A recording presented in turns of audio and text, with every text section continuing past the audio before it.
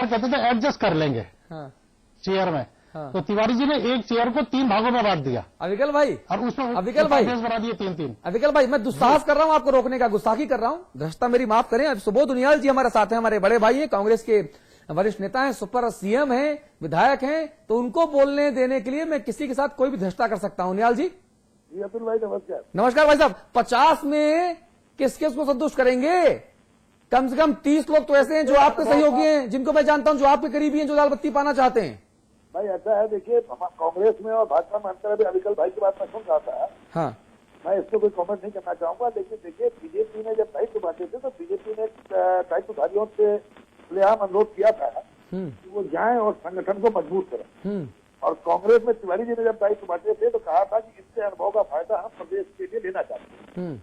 आज भी वही बात है, निश्चित रूप से उन वरिष्ठ नेताओं को जिनके पास अनुभव है, उनके अनुभव का फायदा प्रदेश में किससे लिया जा सकता है, उन लोगों को। अच्छा नहीं सुबोध भाई, सुबोध ये बताइए, बहुत ईमानदारी से पूछ रहा हूं, मेरा थोड़ा ज्ञान वर्धन कीजिएगा। ये जो अनुभव है, ये लाल बत्ती मिलने के बाद ही शरीर से बाहर निकलता है क्या? नहीं भाई ऐसा नहीं है, देखिए अनुभवी लोग हैं, हर आदमी को। तो फिर एक हमको भी दिलवा दीजिए, 15-18 साल का एक्सपीरियंस हो गया तो हमारा भी निकल पड़े बाहर। अतुल भाई कांग्रेस में आ जाओ, कांग्रेस की सेवा करो, 10-12-15 साल बाद जब लगेगा कि तुम्हारे अनुभव का फायदा मिल सकता है प्रदेश को, तुम्हें भी दिला देंगे जी। है ना? यानी नहीं यानी कि आसान है। उनियाल जी से एक सवाल करूं? आसान है बत्ती मिलना। जी अविकल जी कुछ पूछना चाह रहे हैं। जी हाँ। चल भाई पूछो। उनियाल जी, जी अविकल आपने भाई। कहा है कि 10-15 साल कांग्रेस की सेवा करो तब लाल बत्ती मिलेगी। हाँ। तिवारी जी का रिज्यूम याद है, कैसे कैसे लोगों को लिफ्ट करा दिया था उन्होंने? आप ही उनकी कोई नेपाल की, कोई कहीं का, कोई कहीं का। नहीं, नेपाल की मत बोलिए, दुखती रह गई है। अविकल भाई सुनिए अविकल भाई जी दूध का जला छाछ भी फूक फूक के पीता है, सुना है कि नहीं सुना आप? नहीं तो किसने किसको जलाया? अगर पहले किसने किसको जलाया तो बता दीजिए। अब छोड़िए, गले मुद्दे पर उखाड़ो अतुल भाई, आप भी हो। अभी आप नाराज मत होइए, आप हंसते हुए अच्छे लगते हैं, नाराज मत होइए। ऐसे सवाल नहीं पूछने चाहिए जी। मेरा कहना ये है कि पुरानी गलतियों से सबक लेना अब समझदार व्यक्ति का काम है जी। और निश्चित रूप से उन्हीं व्यक्तियों को लाल बत्तियां भी मिलेंगी हाँ, जो जिन लोगों का अनुभव है, जिन लोगों ने कांग्रेस को मजबूत करने में जिनकी भूमिका रही है, और निश्चित रूप से। अच्छा, तो नेपाल से आए लोगों ने कांग्रेस को कितना मजबूत किया ये बता दीजिए। नेपाल से आए लोगों ने कांग्रेस को कितना मजबूत किया? मैंने आपसे अतुल भाई, मैंने कहा ना, समझदार व्यक्ति हो, बड़े मुर्दे मत उखाड़ो।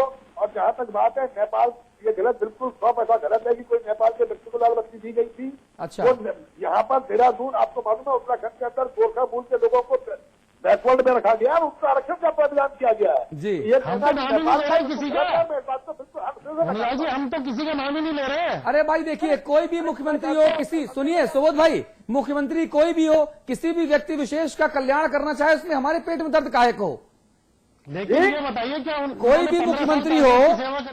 भी मुख्यमंत्री हो, अगर किसी व्यक्ति विशेष का कल्याण करना चाह रहा है तो हमारे पेट में दर्द क्यों हो भाई? नहीं हो रहा, बिल्कुल नहीं हो रहा। अविकल भाई के पेट में दर्द हो रहा है, इनको एक पैराल के खिला दो तो ज्यादा अच्छा रहेगा। मेरे पेट में इसलिए दर्द हो रहा है उनियाल जी कि जिसको उस समय लाल बत्ती दी गई थी उसकी उम्र 20 साल थी। तो अगर वो 15 साल से कांग्रेस की सेवा कर रहे थे तो 5 साल की उम्र से कांग्रेस की सेवा करनी शुरू कर दी थी उन्होंने। 20 साल अच्छा होगा कि आप ये सवाल तिवारी जी के सामने रखते हैं। मैं समझता हूँ जो व्यक्ति अब राजनीति में, सक्रिय राजनीति में नहीं है, उसके बारे में कुछ कमेंट करना ना तो आपको। अब तिवारी जी का नाम भी देखिए आप ही ले रहे हैं, हमने तो नहीं लिया। तिवारी जी का नाम भी आप ही ले रहे हैं, उनके चर्चे करूंगा तो रात बीत जाएगी लेकिन बात नहीं बीतेगी। अभी अविकल भाई जब आपने मुझसे जब लिया, उससे पहले अविकल भाई कह रहे थे, मैं सुन रहा था कि तिवारी जी का अनुभव, बड़े अनुभवी थे और उन्होंने चुन चुन के लाल बत्तियां बांटी। तो मैं समझ रहा हूँ, लेकिन सवाल ये है कि आखिर ऐसा व्यक्तित्व जो अब राजनीति में नहीं है और जिन्होंने इस राज्य को विकास के रास्ते में ले जाने में बहुत ज्यादा, उनका विकास अदालतों में साबित भी हुआ है, उनका विकास अदालतों में साबित भी हुआ है। वो राजनीति में सक्रिय है उनियाल जी। अतुल भाई, लखनऊ में देखा नहीं क्या जी अतुल भाई जी, मैं समझता हूँ यार, एक अच्छे पत्रकार होने के नाते आपकी बातों को नहीं कहना चाहिए जो किसी को व्यक्तिगत आक्षेप हो। पूरी दुनिया वो बात जानती है, पूरी दुनिया वो बात जानती है और हम जनता हैं और हम जनता की बात न करें। बोलने का कोई नई बात तो नहीं कर लेगा ना। अगर पूरी दुनिया जानती है भी ऐसी बात को आप कहेंगे तो कोई नई बात नहीं करेंगे जी। आप मैं समझता हूं ऐसी बात करें जो प्रभावी हो, जो लोगों को लगे हाँ। कि समाचार तक अच्छी चीजों को जब तक भी ले जाना चाहते हैं, हाँ। पुरानी बातों को बड़े मुद्दों आपकी नाराजगी, आप मेरे बड़े भाई हैं, लेकिन आपकी नाराजगी से लग रहा है कि मेरी बात प्रभावी तो है। जो भी पत्रकारिता के क्षेत्र में एक प्रतिष्ठित नाम है, तो मैं समझता हूँ प्रतिष्ठित नाम होने के नाते आपको ऐसी बातें करनी चाहिए जो नई चीजें हो, जो लोगों को संदेश देते और लोगों को उस चीजों को सीखने को मिले। ठीक है, मैं आपकी सीख को आत्मसात करता हूं। सुबोध भाई बहुत शुक्रिया आपका, बड़े भाई आप हमारे। आपकी सीख तो प्रोफेशनल के तौर पे ना सही, नेता पत्रकार के रिश्ते के तौर पे ना सही, कम से कम भाई के रिश्ते पर तो मुझे माननी पड़ेगी। आत्मसात करता हूं मैं इस सीख के लिए। बहुत धन्यवाद आपका। हमारे साथ भगत सिंह कोश्यारी साहब जुड़ गए हैं।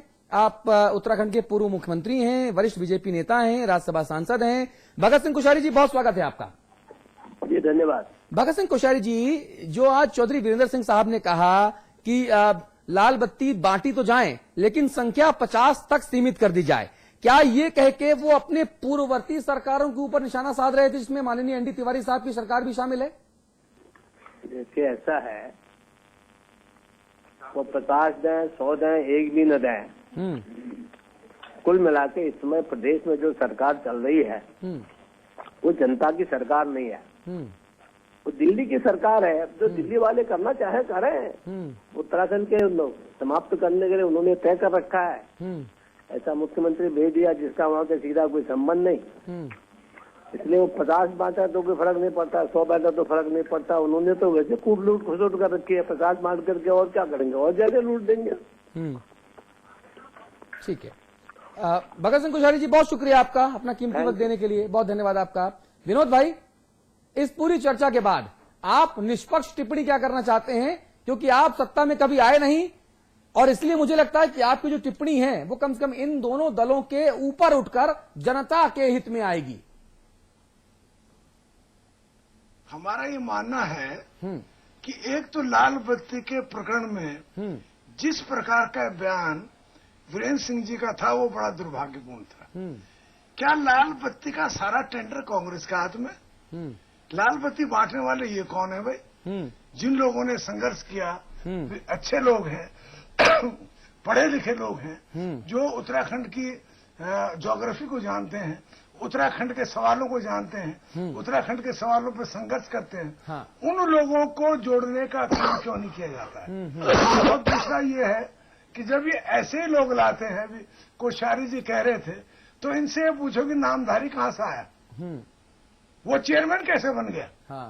और आज तक कोई जांच ही नहीं हो रही उसकी।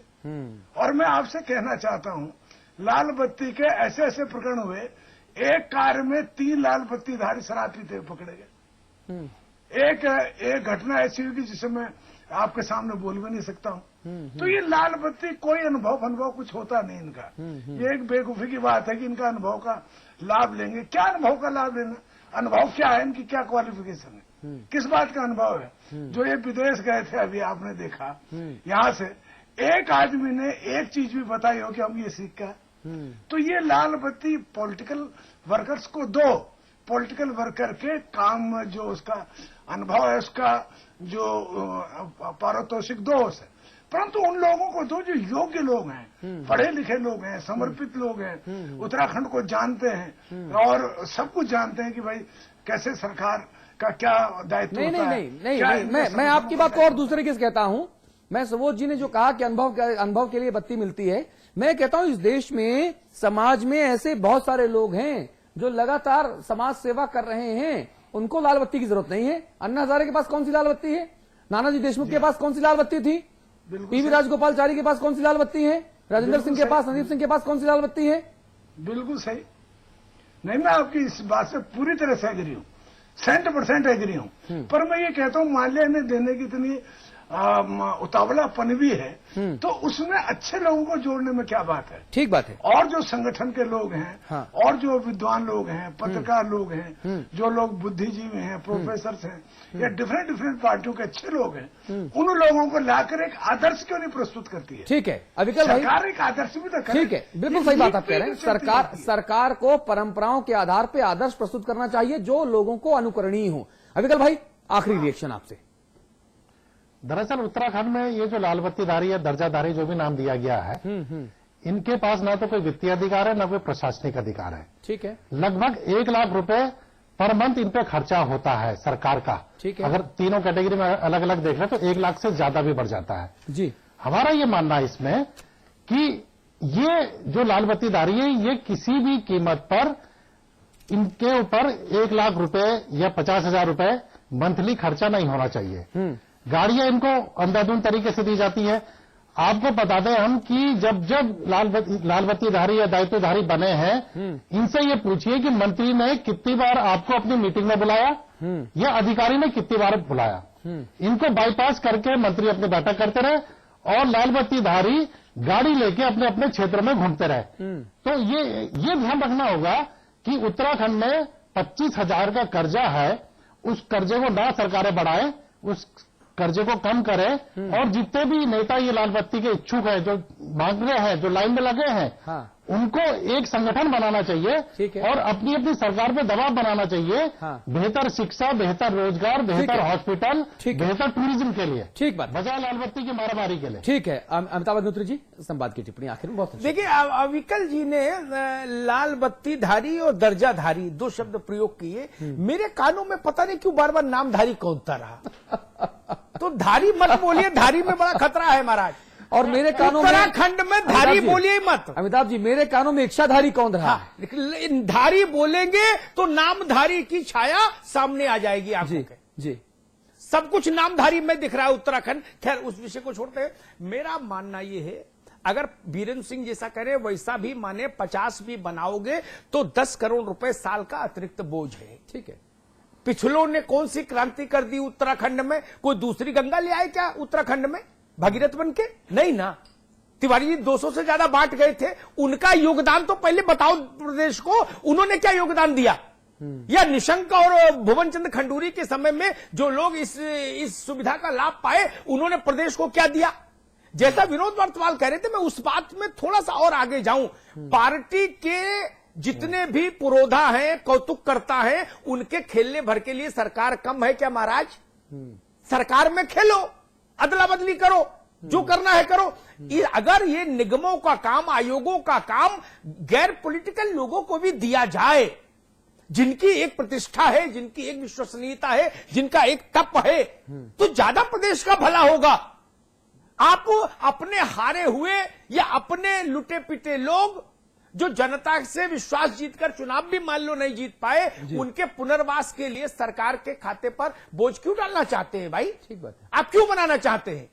ये पिछलों जो बने उनका तो एक व्हाइट पेपर रखो प्रदेश के सामने। मैं अविकल थपलियाल से कहूंगा, विनोद वर्तवाल से भी कहूंगा कि इसकी मांग करिए कि जो पिछले रहे धारी, उन्होंने कौन कौन से पराक्रम किए उत्तराखंड के हित में, उस पर एक व्हाइट पेपर लाइए। आखिर सरकारी खजाने का पैसा किसी मुख्यमंत्री के सर्विस अकाउंट का पैसा नहीं है कि चाहे जिसने को बत्ती दे दीजिए। इसमें क्या होगा? विजय सारस्वत कह रहे हैं, मैं उससे व्यवहारिक तौर पर सहमत हूं। हर बड़ा नेता के 2-2, 5-5 लोग सेट हो जाएंगे, सेट हो जाएंगे। मैं सेट शब्द का प्रयोग कर रहा हूं। और जब नाम ऐसे पद बनाए जाते हैं तो बनने वाले को यह भी नहीं पता होता कि वो किस विभाग का बन गया। उसका इंटरेस्ट इतना होता है कि भाई 7,500 रुपया महीना मकान के नाम पर मिल जाएगा, गाड़ी में पेट्रोल, रेल और जहाज का किराया फ्री और 10,000 रुपया तनख्वाह, मस्त रहो। और भोकाल बनेगा ऊपर और भोकाल बनेगा। लाल बत्ती के चलते जो नाना प्रकार के एक्स्ट्रा करिकुलर एक्टिविटीज हो जाती हैं सरलता से, एक्स्ट्रा करिकुलर एक्टिविटीज की छूट हो जाती है। थोड़ा पुलिस भी चेकिंग कम करती है। कभी कभी मुकद्दर खराब होते हैं, सब विनोद जी कह रहे थे, पकड़े भी जाते हैं कुछ दूसरे किस्म के सांस्कृतिक कार्यक्रमों में जब होते हैं, वो अलग विषय है। लेकिन सामान्यतः लाल बत्ती में आदमी नहीं पकड़ा जाता। तो अगर इस ढंग के लिए आप प्रदेश को दांव पर लगा रहे हैं तो मैं मानता हूं इससे बचना चाहिए। ये उत्तराखंड कांग्रेस का, भारतीय जनता पार्टी का, विजय बहुगुणा का, विजय सारस्वत का, ये चौधरी बीरेंद्र सिंह की घर की खेती नहीं हो सकती कि जिसके चाहे उसके नाम लिख दें। ठीक बात है।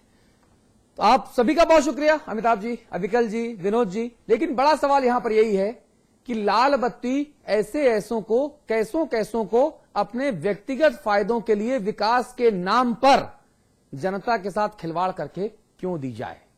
ये एक बड़ा सवाल छोड़कर जा रहा हूं। नमस्कार।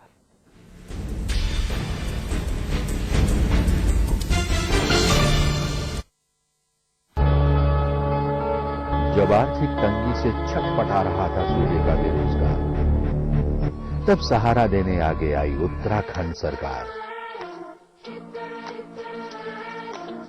राज्य स्थापना दिवस के मौके पर बेरोजगारों को दिया उपहार। मुख्यमंत्री विजय बहुगुणा ने युवाओं की राहें की रोशन। रोजगार सह कौशल विकास भत्ता का किया ऐलान। युवाओं के प्रति